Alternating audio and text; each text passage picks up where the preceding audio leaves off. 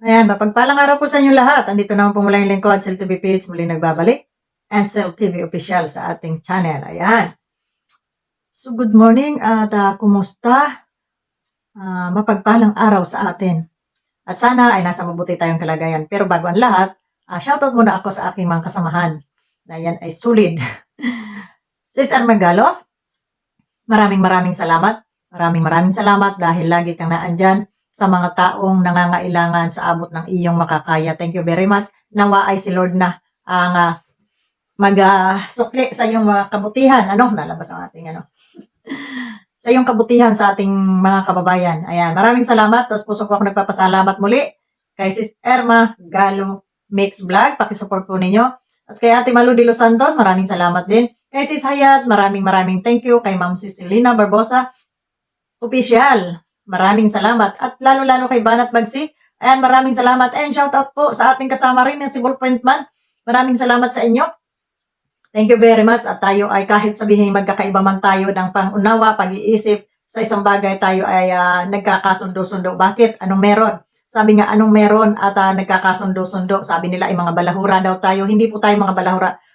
Kasi nakikita naman nila kung sino lang yung ating binabalahura ay kabalabalahura din. At saka, kaya tayo ay nagkakasundo-sundo dahil tayo ay nagre-respetuhan.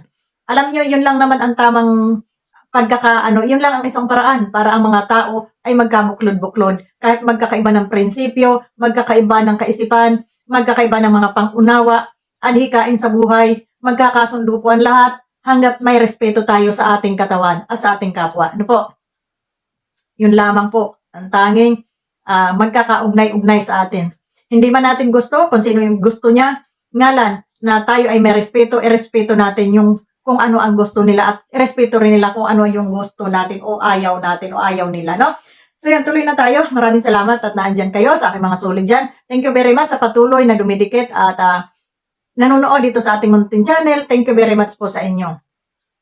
So ngayon, sino ang ating re-reactionan? Ito pong live ni Kuya Bal kahapon na may title na ang saya ng birthday ni Kalingap Awe and Ruel of Malalag, may magandang mensahe sa ama. O yun, ang sabi. So bago nga pala tayo magpatuloy, pakisupport po natin si Kuya Bal. At sabi nga nila, marami na daw ang nadidismaya or hindi na nanonood kay BSM, no? Marami tayong nababasa sa comment. Mga guys, tayo po ay tao lamang, nagkakamali ng ating mga desisyon sa buhay, hindi man tayo perfecto. Pero inaano ko rin po sa inyo na wag nating iwanan si Kuya Bal kasi hindi po tayo magkakasama-sama, hindi tayo makikilala, hindi nyo rin kami makikilala kung wala po si BSM. Totoo po yan. Doon sa sinasabi niya na kayo ay kumita na, magamat totoo naman, yung iba, wag nang sumama ang loob kung hindi man kayo pero totoo lang na kayo naman ay kumita na. At hindi naman kayo makikilala o tayo, hindi tayo magkakakilala dito sa social media kung wala si BSM. Kahit sabihin mang masama sa inyong paningin ngayon si BSM, hindi nyo gusto kung ano yung ginagawa, still andyan pa rin po yung talagang mayroon pa rin tayong utang na loob sa kanya, no? Kasi hindi po tayo narito kung wala po si Kuya Bal. Diyan lang po tayo nagkakilala sa programa niya, diyan tayo nag-away-away, diyan tayo kung ano-ano ng eksena dito sa social media. At diyan din tayo nakakuha ng mga tao na mabuting kaibigan din po, no? At nakakuha rin tayo ng kaaway. Kaya wag po nating iwanan si BSM, ayan.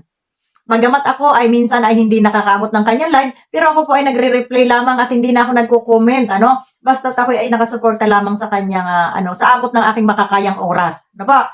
So ito po yung mensahe ni Kuya Bal sa kanyang mga kapatid. So sabi nga, 1980, ibig kong sabihin, minsan nakikita natin ang mga magkakapatid ay nagtatampuhan, nag-aaway-away, pero still andyan pa rin po yung pagmamahal nila sa isa't isa. At nakikita ko po talaga, mahal ni Kuya Bal yung kanyang mga kapatid. Minsan nga lamang ay merong mga eksenang hindi, pero magkakapatid po yan, no? So, dito makita natin kung ano yung mensahe ni Kuya Bal na nakakabagbag sa ating kalooban. Pakinggan po natin. Tayo po hindi kukuha ng video at panoorin nyo na lang po sa kanilang mga vlog yung kabuuan pong video. Ano po? Sige, ito sa'yo. Bigyan mo doon ka sa Paper Ceramics, no? Oo, doon sa Ang araw ko doon, murang araw doon. No, pwes tayo. Ang sarap murang araw. Yan, kakwentuhan niya. Magulong ka doon sa ano? Gulong ka ba ka? Oo, doon sa ano? Yung ba kayo? Gulong ko? No? Nalipo ko. Ba't mo ginawa yun? Tumulong ko sa... Kaya. Kasi alam niyo yung bata pa ito. Oo, kaya niya. Nasir ko sito. Kaya Ito sa bata. kamay. Kamay. Oo, sa... Ay, ikaw naman ito. Hindi na pwede. Kaya pa rin din na. Kung 57 ka na eh. Oo, yan. Eh, 55 pala. Oo. Okay? Last message mula kay Bobby TV 143 bago ipag-pray natin. Bob, total eh, dito ka naman. Isahin mo kaya kaya po eh. Mo ginawa yun, tumulong ko daw sa... Mo ginawa yun, tumulong ko daw sa... Kaya mo, kaya mo. Kaya nga, magkakasama-sama. Happy birthday po. Ay, salamat, Dolan. Salamat. Ingat po eh. Ano ba? Ingat po ka na. Ano? Alam mo mangyari, sama-sama tayo. Oo, okay. Kaya pag ginawa. Alam niyo mo, noong mga 19... So, yun po. Ang mensahe ni Kuya Bal sa kanyang kapatid, na dahil sa kalingap, sila ay nagkabuklod-buklod, sila ay nagkasama-sama, dahil nga sila ay mga lagalag, no? Mga lagalag yung silang magkakapatid.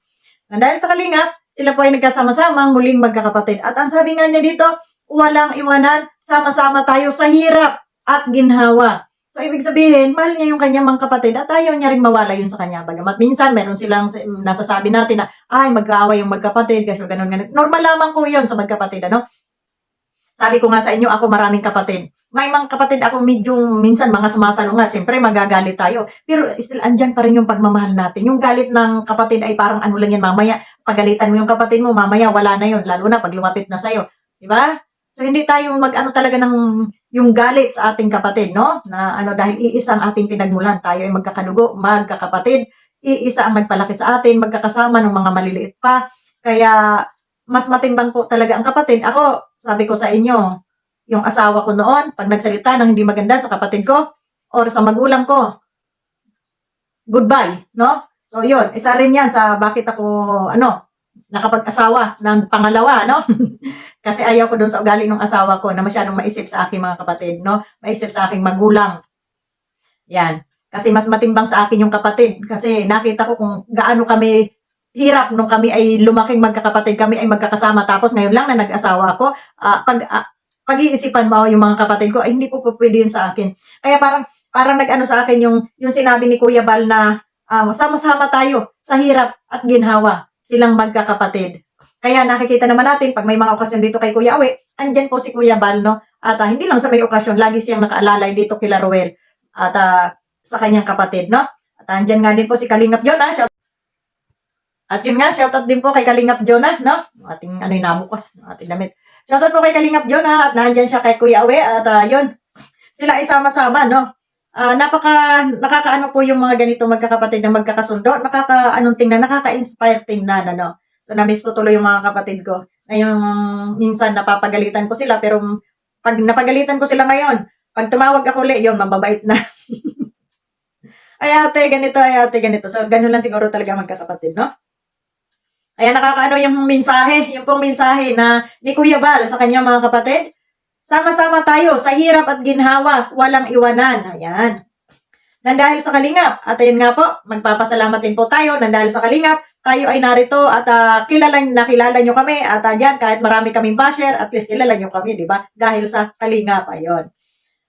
So yun lamang at happy birthday muli kay Kalingap Awe at sa kanyang butihing asawa at dahil nakita natin na maayos ang pagpapalaki niya sa kanilang mga anak. Kahit sabihin si Kuya Awe ay PWD, napalaki niya ng maayos yung kanyang mga anak sa kanilang pagtutulungang mag-asawa. Ano nakakatuwa? Kasi yung iba, nakikita natin, kompleto pa ng pamilya, maayos, walang depekto sa katawan. Pero ang mga anak ay nagkawendang-wendang, no? So, marami tayong nakitang ganyan. Pero dito kay Kuya Awe, nakita natin na yung mga anak ay mga respetado, may mga nakapag-aral at lumaking maayos, no? Kahit sila ay naghihirap, no? Lumaking maayos ang kanyang pamilya. At bagamat siya ay siyempre natutuwa ako doon. Alam niyo may kapatid ako na may hawig dito kay Kuya Awe. Tapos yung pananalita niya ganyan din kasi nga nagkasakit siya noon, parang medyo umurong yung dila. Yung maliit pa yun siya eh.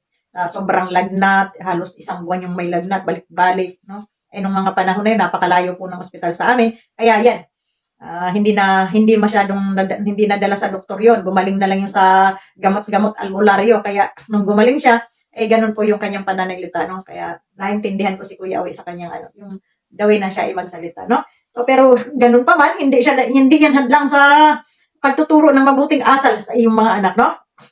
Sa iyong pamilya. Nasa pagdadala yan at nasa pagrespeto rin ng mga anak. Kung kayong mag-asawa ay may respeto sa isa't isa, lalaking ganun din ang inyong mga anak kasi yun yung nakikita sa inyo. No? So yun lamang po at maraming salamat sa inyong lahat. Maraming salamat po sa inyo lahat and God bless and happy weekend na naman. Ayan. Ano bang araw ngayon? Huwebes Santo na, ano? Bukas ay Biyernes Santo.